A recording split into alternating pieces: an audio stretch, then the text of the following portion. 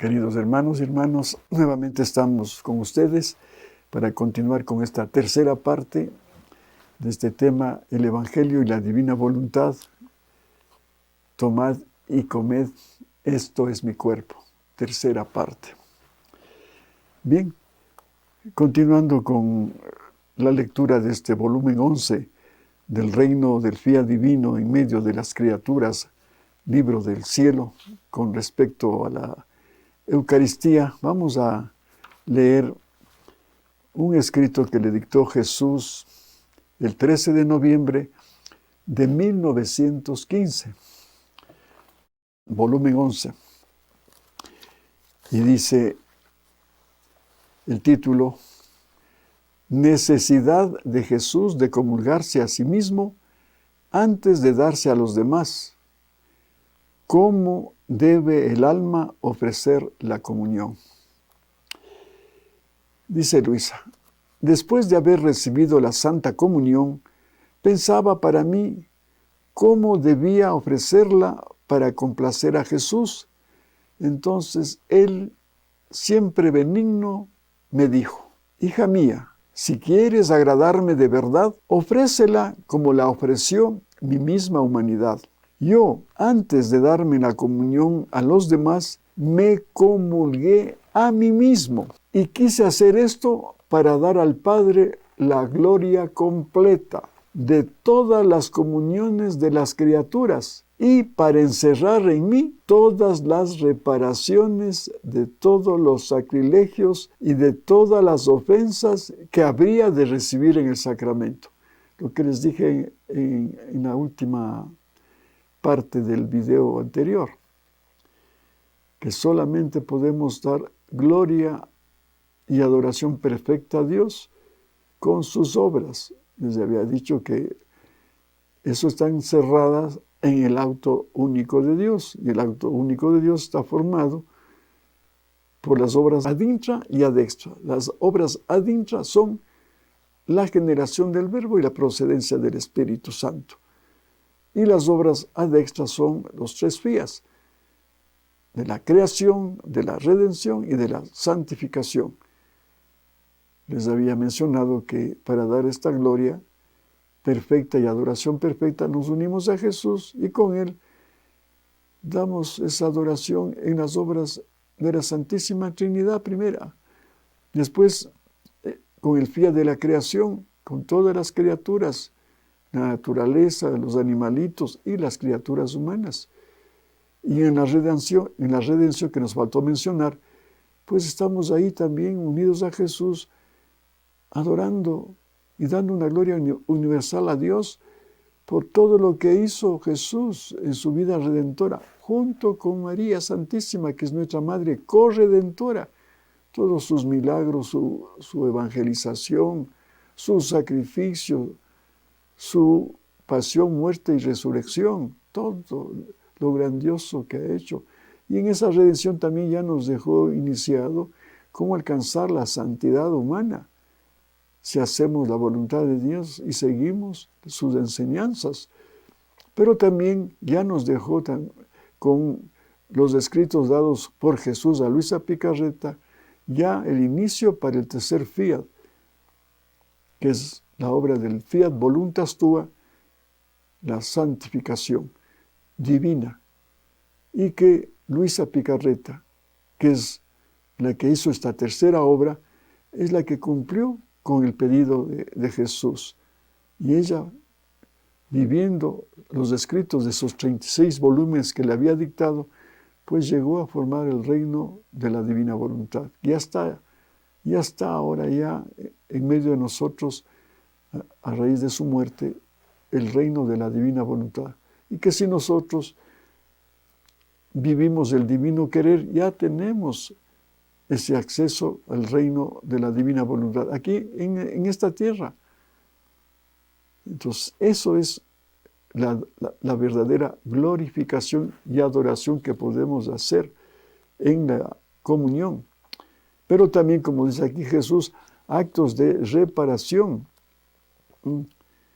de todos los sacrilegios y de las ofensas que habría de recibir en el sacramento. Y continúa Jesús, mi humanidad, encerrando la voluntad divina, encerraba todas las reparaciones de todos los tiempos, y recibiéndome a mí mismo, me recibía benignamente, y como todas las obras de las criaturas fueron divinizadas por mi humanidad, así también quise sellar con mi comunión a las comuniones de todas las criaturas. Y si no hubiera sido así, ¿cómo la criatura habría podido recibir a un Dios? Claro, imposible. Tenía que estar ya nuestras obras, nuestra vida divinizada. Sino imposible recibir a todo un Dios. Imposible. Por eso la Virgen María, con su fiat mihi, desde que fue concebida, ya vivió la divina voluntad después de pasar esa prueba que tuvo en la eternidad frente a la Santísima Trinidad, porque ella ató su voluntad humana para solamente hacer y vivir la voluntad divina para siempre. Por eso cuando ya nace y va creciendo esa niñita, está siempre haciendo actos de su fiat mihi, haciendo actos divinos. Cuando viene el arcángel Gabriel a anunciar que va a ser la Madre de Dios, pues después de hacer una pregunta de cómo será eso, ella dice, fiat mihi. Y ahí se encarna Jesús. Y Jesús entrando a este mundo, como dice la carta a los Hebreos, dice también, heme aquí, oh Padre, que vengo para hacer tu voluntad. Sí, porque ya Jesús vio en esa persona, en ese ser tan especial que es nuestra Madre, que vivía ya el divino querer. Entonces pudo Jesús dejar su cielo que tenía y aterrizó, entre comillas, en el vientre purísimo de la Virgen María, porque ya encontró su cielo en ella. Entonces, repito lo que dice aquí. Y como todas las obras de las criaturas fueron divinizadas por mi humanidad, así también quise sellar con mi comunión a las comuniones de todas las criaturas. Y si no hubiera sido así, ¿cómo la criatura habría podido recibir a un Dios? Fue mi humanidad la que les abrió esta puerta a las criaturas y les mereció recibirme a mí mismo. Ahora, tú, hija mía, recíbele en mi voluntad. Únete a mi humanidad y así encerrarás todo. Y yo encontraré en ti las reparaciones por todos y la correspondencia por todos y mi complacencia completa. Es más, encontraré otra vez a mí mismo en ti. Mire, por eso la importancia de la Santa Eucaristía, pero como lo explica aquí Jesús, no ir a la Santa Misa y recibir al Señor de cualquier forma, y en forma a veces sacrílega y con mucho abuso y profanación.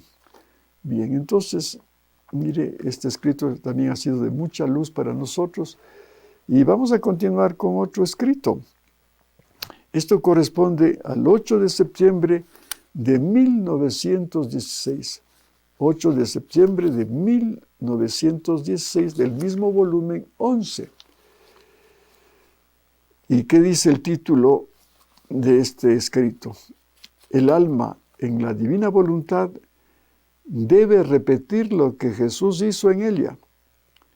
Modo de hacerlo al recibir la comunión. Y seguimos con el tema de la Eucaristía. Dice Luisa, esta mañana al recibir la comunión sentí que mi amable Jesús en modo especial me absorbía toda en su querer y yo nadaba dentro de él.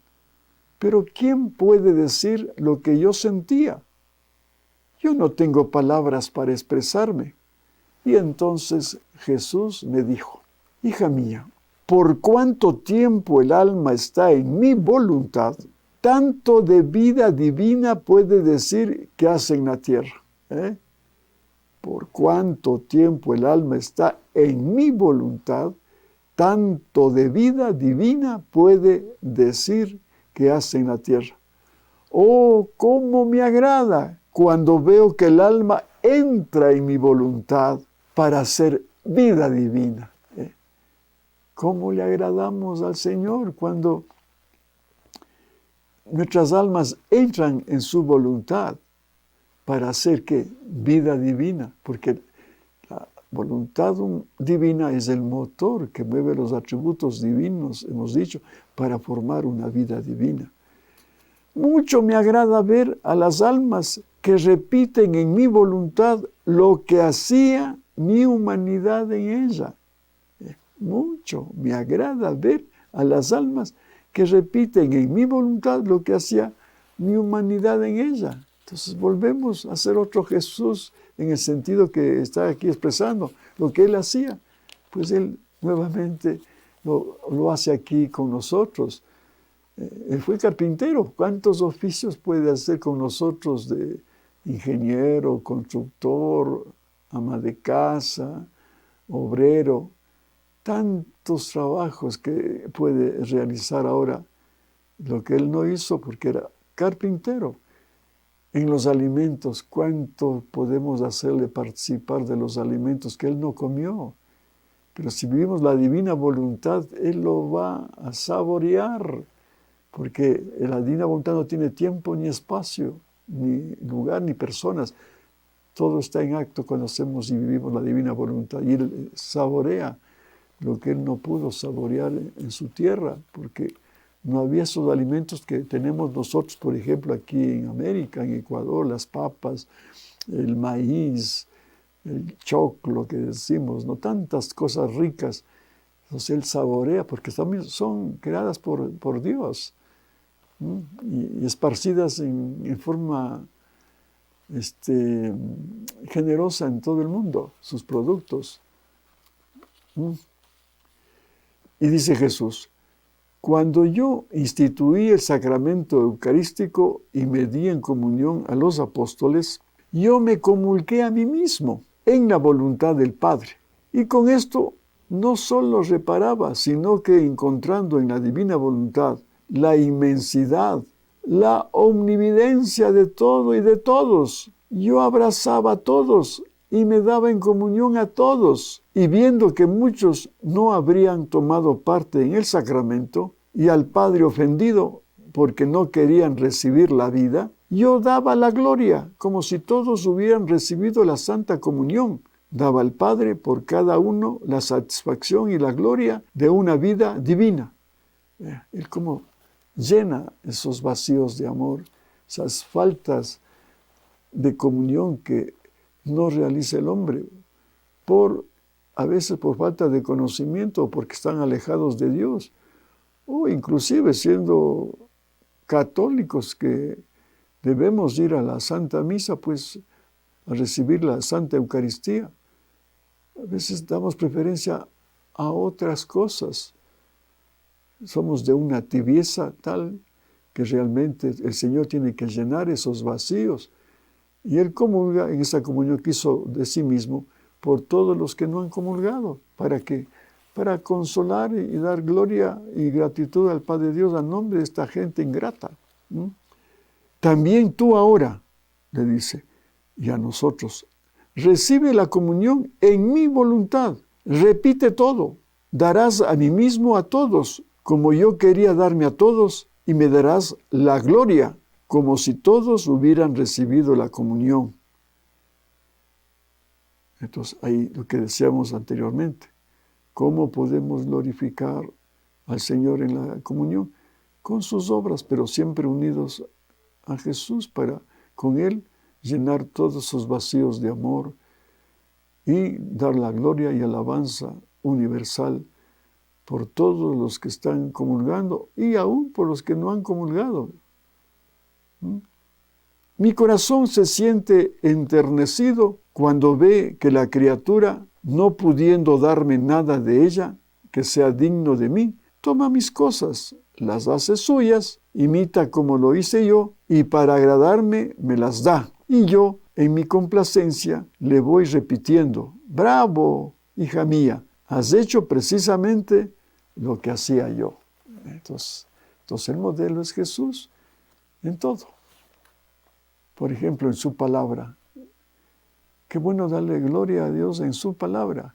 Por eso les decía en el video anterior, Me voy a misa, además, el motivo principal es por asistir al santo sacrificio de la misa y recibir la Eucaristía para dar la gloria perfecta y la reparación perfecta. Pero también me agrada, no por vanidad ni por ensimismarme o tener una satisfacción humana, me gusta proclamar la palabra, pero en este sentido, con Jesús pronunciar su palabra, su evangelio, las cartas de San Pablo, qué sé yo, en las lecturas que se hace en la Santa Misa. Qué lindo porque todo, por ejemplo, las cartas de San Pablo son inspiradas por el Espíritu Santo. Entonces, qué bueno que en divina voluntad esa palabra que está escrita en sus cartas sea proclamado, pero en forma divina, porque yo le invito a Jesús que Él proclame esa palabra y dé gloria y alabanza al Padre Dios por haber inspirado con el Espíritu Santo esa palabra en estas cartas de San Pablo, por ejemplo. Y igual, hacer actos de reparación por los abusos que se comete con la palabra. ¿Cuántos exégetas, ahora teólogos inclusive, sobre todo los de la teología de la liberación, que han interpretado a su modo no solamente el Evangelio, sino también el resto de libros, siempre para hacer prevalecer la parte horizontal del hombre pobre. Solamente el hombre es la prioridad. Y dejan de lado, o en cierta forma, digamos, en forma secundaria, lo que significa Dios. Por eso digo, también en la proclamación de la palabra hacer actos de reparación, porque muchos le ofenden al Señor con la tergiversación que hacen de su palabra, el cambio que hacen a su modo humano de interpretar la palabra de Dios. Entonces, por eso dice aquí al final, toma mis cosas, las hace suyas, imita como las dice yo, y para agradarme me las da, y yo en mi complacencia le voy repitiendo, bravo, bravo, hija mía, has hecho precisamente lo que hacía yo. ¿Qué hacía él? Por ejemplo, cuando en esto de proclamar la palabra, iba a la sinagoga, abría el rollo y hablaba y predicaba luego de la palabra del Antiguo Testamento, los profetas. Entonces podemos tomar todo lo que Dios ha hecho, hacerlo vida en nosotros, hacer actos de glorificación y de reparación, y eso entregarle al Señor. Entonces eso le agrada, porque Él está regocijándose en sus obras. Bien, entonces, que estas lecturas que estamos haciendo sean de mucho provecho para ustedes. Y creo que todavía nos permite una lectura más. Sí, tenemos tiempo.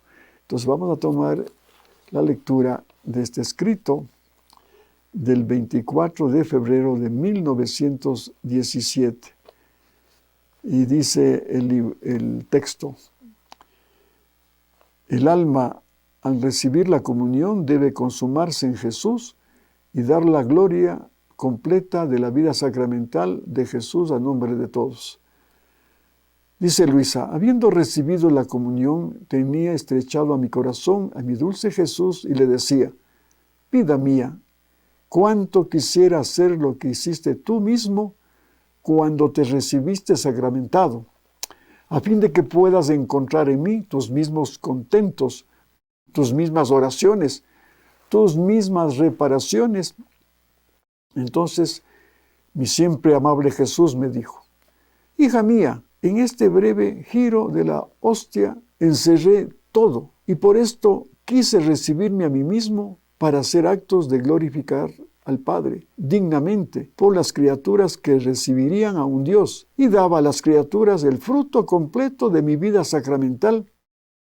De otra manera habría estado incompleto, tanto para la gloria del Padre como para el bien de las criaturas. Y por eso en cada hostia están mis oraciones, mis agradecimientos y todo lo demás que se necesita para glorificar al Padre y que la criatura debía hacerme. Y si la criatura falta en cada hostia, continúo mi labor como si por cada alma me recibiera otra vez a mí mismo. Está complementando lo que ya habíamos leído en el escrito anterior. Ha profundizado más Jesús en este escrito de lo que dijo anteriormente. Además, el alma debe transformarse en mí y hacerse una sola cosa conmigo. Debe hacer suya mi vida, mis oraciones, mis gemidos de amor, mis penas, mis latidos de fuego con los que quisiera hacerlas arder. Y no encuentro a quien se deje apresar de mis llamas. Y yo en la hostia renazco, vivo, muero y me consumo, pero no encuentro quien se consuma por mí. Y si el alma repite lo que hago yo, entonces siento repetir como si otra vez me hubiera recibido a mí mismo y encuentro gloria completa, contentos divinos y desahogos de amor que me identifican y doy la gracia al alma de consumarse en mi misma consumación. Miren,